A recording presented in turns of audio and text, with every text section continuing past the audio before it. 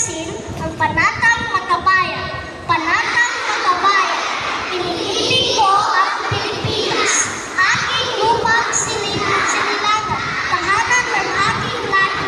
Kinukupong ako at tinutulungan, maging malakas, masipag at marangal. Dahil mahal ko ang Pilipinas, dinggin ko ang payo ng aking mga magulang. Susundin ko ang tuntunin ng paaralan. Tutuparin ko ang tungkulin ng mamamayang makabayan. Naglilingkod, nag-aaral at nananalangin na buong katapatan.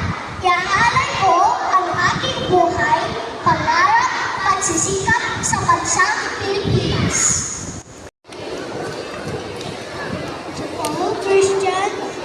To all Catholics, let us do the sign of the cross. In the name of the Father, and of the Son, and of the Holy Spirit. Amen.